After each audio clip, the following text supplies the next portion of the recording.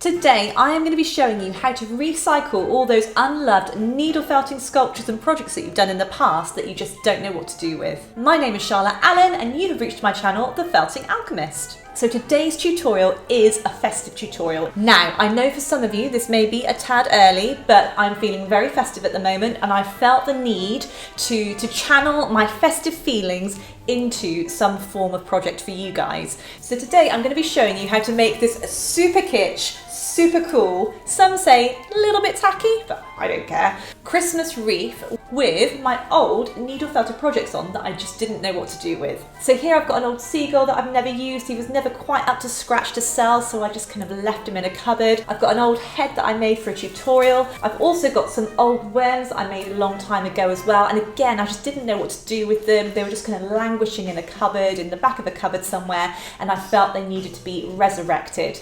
I've also used some unloved toys as well and some old Playmobil characters that I knew I wanted to use, but I didn't know where I wanted to use them, so I've used them in this. So let me show you how I made this super kitsch festive wreath. For this tutorial, I'm going to be using a 30-meter polystyrene half wreath. I'm going to be using two lengths of 2-meter tinsel, and that's to wrap around our wreath, and you can use it in any colour you like, but I've gone for this cool kind of iridescent purple colour. Also got the things I'm going to attach to my wreath, including those very unloved felt sculptures. So I've got this old seagull here that I've never got around to using. It was never really up to scratch for using as a sculpture or selling in a shop, so I kind of kept it and lobbed it in a box, so he's going to be used today. He's going to see new life. Got this face that I made for a tutorial showing people how to make faces, so I'm going to use him because I think he's quite funky. I've got that toadstool I used a little while ago, and I've also got some worms as well, and I thought they could add a bit of fun to our sculpture. I was a little bit naughty and I did buy this Christmas decoration because I thought you've got to have Father Christmas on your wreath to make it look really festive, so I've got him to add. And I also raided the girls' bedrooms. And I found loads of unloved plastic toys that they never play with anymore. They're just kind of lobbed in boxes. So I've got loads of these old McDonald's toys that never get played with. I found some old plastic ducks. I found this. I thought this is quite cool. This is quite kitsch, but I have no idea what it is. But this is going to get incorporated into the wreath. And I've also got as fillers these old Playmobil sculptures here. So they're all quite retro and cool. They're from the 80s and 90s. So I think they'll add a lovely touch of vintage nostalgia to our Christmas kitsch wreath. Very first thing you want to do with your wreath is you want to add the string. So I've got some string here. So I'm going to cut a length of string, and it needs to be reasonably long, but not too long because we don't want it to hang really low on our door. We want it to be about the right height so that you can't see the string too much. So I'm going to cut a length. And it doesn't matter if you cut it too long at the moment because we can adjust the size as we go. So the first thing you want to do is fold the string in half and make sure those two ends meet roughly together at the bottom, like so. Next, you want to hold your string against the half of the wreath that's kind of standing proud, that's kind of beveled. And you want to feed your pieces of string through the loop on the top part. Next, you want to tie a knot, like so. And then you want to tie another knot roughly where you want your loop to be. So I'm going to make my loop about this long, okay? So it's big enough to go onto the door hanger that I have. So I'm just gonna do a normal knot. I wanna make it quite strong because this is gonna be quite heavy and I don't want it to come off the door. So I'm just gonna do another double knot there, tie it nice and tight, and then those spare ends there, I'm just gonna cut those away. There we go, so we've got something to hang our wreath with once it's finished. The next thing you're going to need is to take one of your pieces of tinsel, and we're gonna start at the back. And I'm just going to place a length of glue from my glue gun, which has been heating up nicely. And then I'm just going, oh, it's got a life of its own, stay. And then I'm just going to place that against the glue. Now you want to make sure that this is really well stuck down because when we come to add the toys later on, we want to make sure that they're not going to go anywhere. So when you wrap this round, make sure that there's lots of glue attaching your tinsel down so it's nice and solid. So this first piece of tinsel is going to cover half of your wreath, and then the other piece of tinsel will cover the bottom half. So it doesn't really matter how you do it, but just so you know, you need those two pieces to cover half of the wreath each, if that makes sense. So I'm going to take my glue gun. And I'm not felting today, and I'm going to secure this down into place.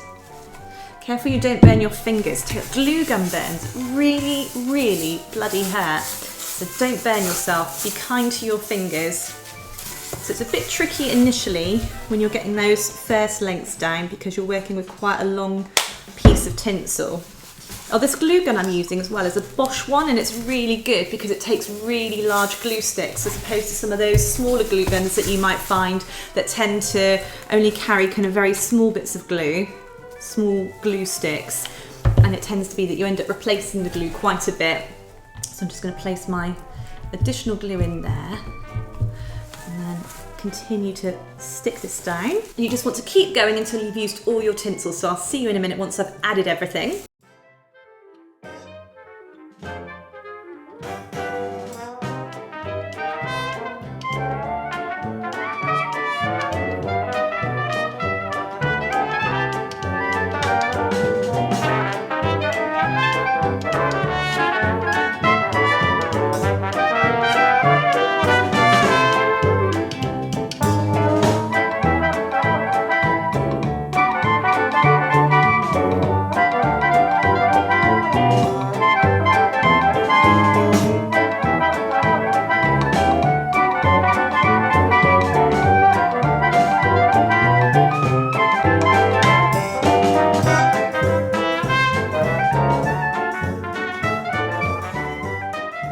So I've added the tinsel and I've stuck it down really firmly with the glue gun. So it's still a little bit warm at the moment, so I'm just going to let it all cool down, really stick down to the wreath, and then we're going to add our felted sculptures and our toys. So the first thing you want to do before you add your toys is make sure that you found your top, so you know where your top is, where your wreath's going to hang down. The next thing you want to do is take two of your larger sculptures, two of your heavier sculptures, and you want to position them so that they're kind of roughly in the same position either side of the wreath, so they balance each other out, so your wreath sits nice and straight when it's on the door and it's not going to go all wonky or anything like that where one side's more weighted than the other.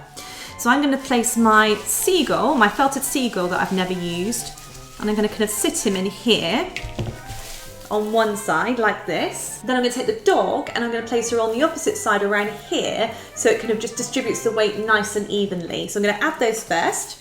So I'm going to add some glue to my seagull's bottom and the back of his legs. So he's just kind of hanging out inside the wreath. I'm going to add the dog on the opposite side. So I'm going to sit her here. So she's going to go about here, and be quite generous with your glue. Make sure you've got lots of glue sticks when you do this. Next, I'm going to add my Father Christmas, and I think I'm going to add him around the bottom area on a slight angle because I don't want him to be dead center. I want him to be kind of slightly off onto the side. So I'm going to add him in. So again, I'm just going to get my glue. And now my Father Christmas is in place, I'm going to start adding some of my medium-sized sculptures. So I've got my worms here, so I'm going to add those in. I think they'll look quite cool. Maybe one over here, one around here, like so. So let's add those in. And then just add all of the medium-sized toys. And once you've added the medium-sized toys, then we can add our smaller toys.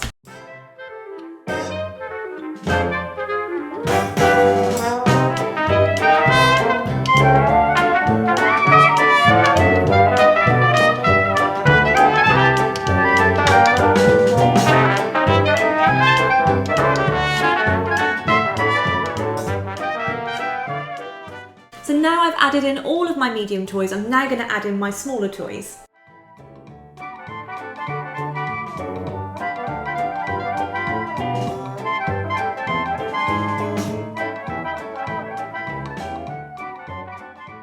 And once you've added all of your toys, you should have something that looks like this. So it'll be ready to hang on your door, ready for Christmas. And unlike a natural wreath, you can get this one out every year and put it on your door until you get bored of it and you want to change it up. So that is how I used up all my old felt sculptures so they didn't get wasted. Just on a side note, I've got a freezer pack here because I quite badly burnt my thumb when I was making this. So at the end of the video, I will show you the moment where I poured hot glue from the glue gun all over my thumb, just for your amusement really, more than anything. But safety first, guys, as well. Obviously, don't be an idiot like me. Don't get glue all over your thumb. Otherwise, you'll end up with quite a nasty blister. And I'm not going to lie to you, it's stinging a little bit. It is smarting. So don't be stupid like I am. Just go careful with your glue guns when you're doing this. So I really hope you've enjoyed this tutorial and I've inspired you to use up those needle felted sculptures that you weren't planning to do anything with. If you enjoyed this video, please like it and subscribe to my channel because I'm posting on Friday, Saturday and Sundays at the moment. And I will see you tomorrow with another felting tutorial. So take care and I will see you very soon. Bye!